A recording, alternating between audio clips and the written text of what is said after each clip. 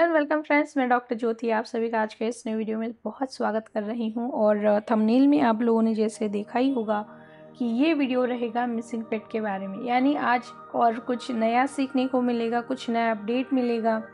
यानी missing pets के अलग अलग केसेस होते हैं, हर पेट का केस अलग होता है। मैं हर बार यही बताती हूँ, जब भी कोई मिसिंग पेट आता है, इसके ऊपर मैंने अलग से वीडियो भी बना रखा है मिसिंग पेट के बारे में, कि जब भी कोई पेट मिसिंग हो जाता है या घर से चला जाता है, उसके रीजंस जो है वो अलग अलग होते हैं।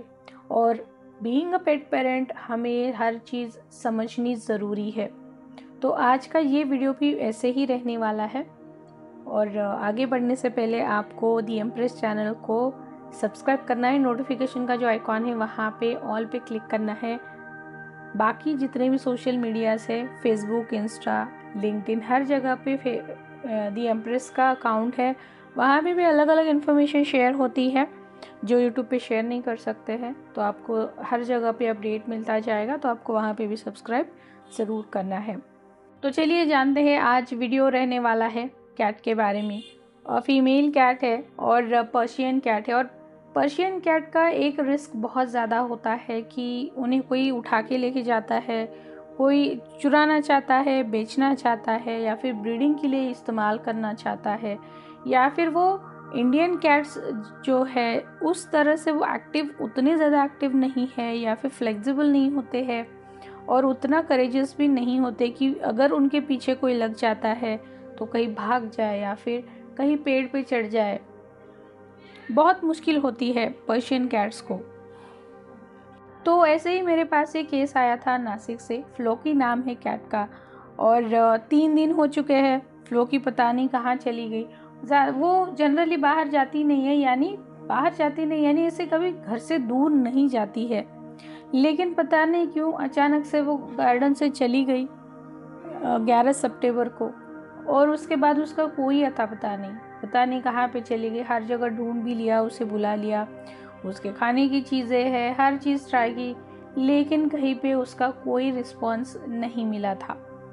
घर वालों ने वेट किया कि शायद वो कल तक आ जाए, यानी शाम में भागी थी तो या तो रात तक आ जाएगी या फिर सुबह तक आ जाएगी। उन्होंने वेट भी किया, ढूंढा भी काफ़ी जगह, लेकिन कोई फ़ायदा नहीं हुआ।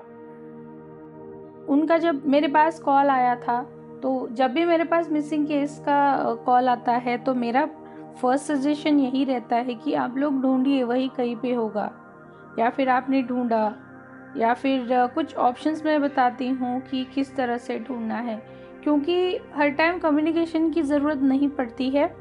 और कैट्स हो या फिर पेट्स हो, वो वापस मिल भी जाते हैं। लेकिन उन्होंने सर्च किया, लेकिन उसके बाद भी वो जब नहीं आई तो उन्होंने मुझे उससे बात करने के लिए कहा। तो फ्लोकी ने मुझे कुछ एरिया दिखाया, और वो एरिया जो था वहाँ पे ज़्यादा घर नहीं है, कोई ग्रे और वाइट कलर का बंगलो है, और बाकी प्लॉट्स ऐसे ही पड़े हुए हैं। वहाँ पे ज़्यादा कुछ घर बने नहीं हैं। बारिश की वजह से बहुत सारे अलग अलग पेड़ आए हैं वहाँ पे।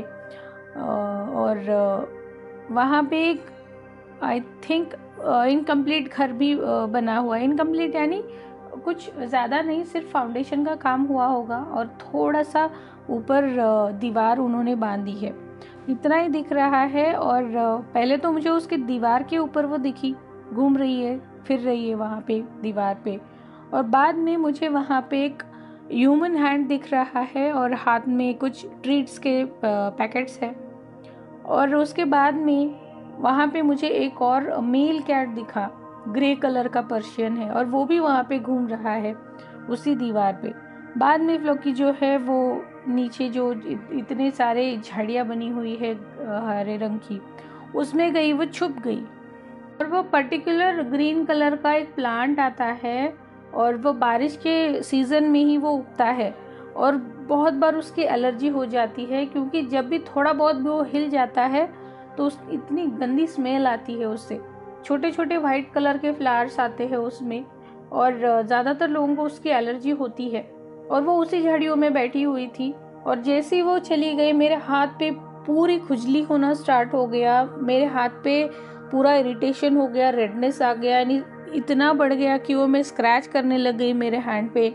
यानी वो अपना जो उसे परेशानी हो रही है वो मुझे बताना चाह रही थी कि ये सारी चीज़ें उसे हो रही है, वो इरिटेशन हो रहा है उसे, क्योंकि वो होम कैट है और ये सारी चीज़ें वो बर्दाश्त नहीं कर सकती। मेरे हाथ का इरिटेशन, रैशेस और इचिंग बढ़ते जा रहे थे। पूरा मैंने स्क्रैच कर लिया मेरा खुद का हैंड जो है, इतना बुरी तरह से कि वो पूरी स्किन निकलने लग गई थी। फिर फ्लोकी ने मुझे बताया एग्जैक्टली क्या हुआ है, वो कहाँ पे गई है, ये तो उसने दिखा दिया क्यों गई है। तो उसने बताया कि वहाँ पे जो घर दिखाया उसने, वहाँ पे उनका एक मेल कैट है ग्रे कलर का, एक जर्मन शेपर्ड डॉग भी है उनका, और वो जो हाथ मुझे दिखा था जहाँ पे हाथ में ट्रीट्स दिख रहे थे, तो वो जो मेल कैट है उसके ओनर का था, और उस ओनर ने वो ट्रीट दिखा के अपना कैट वो वापस लेके घर चले गए और उसे बंद कर दिया घर में। अब उन्हें भी पता नहीं था कि एक और कैट भी है वहाँ पे, फीमेल कैट है, क्योंकि ये छुप गई थी तो वो यहीं पे रह गई। और वहाँ पे डॉग होने की वजह से ये वहाँ पे घर में जा भी नहीं सकती थी। उससे पूछा कि क्या हो गया, क्यों गई हो, किसी चीज़ से गुस्सा हो क्या, तुम्हें कुछ चाहिए या फिर क्या कुछ करना चाहिए, यानी उनके घर वालों के ये क्वेश्चन थे कि क्या हम कुछ उसके लिए कर सकते हैं या फिर हमें कुछ करना चाहिए उसके लिए।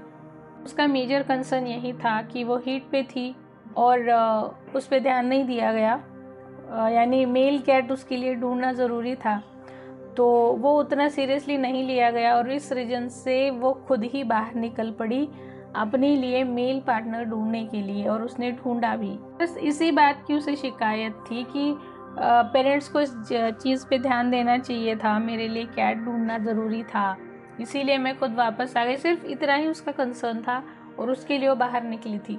और जो जिस तरह का एरिया उसने दिखाया मैंने हर चीज़ उनके साथ में शेयर की, और उनके पेरेंट्स जो है वो उसे ढूंढने के लिए निकल पड़े जिस तरह का एरिया उसने दिखाया था। और जैसे ही वो कुछ देर वहाँ से चले, वहाँ पे उसी एरिया में, उसी तरह का जो एरिया दिखाया था वहीं पे एक दीवार पे फ्लोकी दिख गई, वहीं से वो आ रही थी। सेम जैसा उसने दिखाया था उसी तरीके से वो वापस घर आ रही थी, क्योंकि उसका कंसर्न जो है वो अब वालों को पता चल गया था कि उसके लिए मेल कैट ढूंढना ज़रूरी है। अब ये ज़्यादा दूर तो नहीं गई थी, यानी हार्डली आधा किलोमीटर का डिस्टेंस रहेगा, रेडियस रहेगा, उसके अंदर ही थी वो, ज़्यादा दूर वो नहीं गई थी, ऐसा उसने बताया था। लेकिन ज़रूरी नहीं कि हर बार पेट्स जो है वो ऐसी चीज़ बताई दे, यानी डिस्टेंस, डायरेक्शन, ये सारी चीज़ें एक्यूरेटली बताई दे, ज़रूरी नहीं है। ये मैटर करता है अलग अलग पेट पे। और यहाँ पे मुझे वही रीज़न बताना था कि किस तरह से उसने अपनी चीज़ें सामने रखी। यहाँ पे ये भी बताना था कि पेट किस तरह से, जो अभी उस सिचुएशन में है, वो उन्हें किस तरह से परेशान कर रही है, वो सारी चीज़ें भी वो शेयर करते हैं। इसीलिए मेरे हाथ पे जो रैशेस आ गए थे वो 4-5 घंटे के लिए ऐसे ही थे, उन्हें ठीक होने के लिए काफ़ी समय लगा। तो अगर आप लोगों को अपने पेट के बारे में जानना है या फिर सीखना है कि कैसे अपने पेट से बात करें, तो आप लोग कनेक्ट कर सकते हैं। सारे डिटेल डिस्क्रिप्शन बॉक्स में दिए हैं, और अभी ओपनिंग्स भी है ऑफलाइन ऑनलाइन कोर्स के लिए, तो आप अपना रजिस्ट्रेशन ज़रूर कर सकते हैं। तब तक आप अपना सबका ख्याल रखिएगा। तब सो मच, ज्योतिर्गमयम। धन्यवाद, मिलते हैं नेक्स्ट वीडियो में।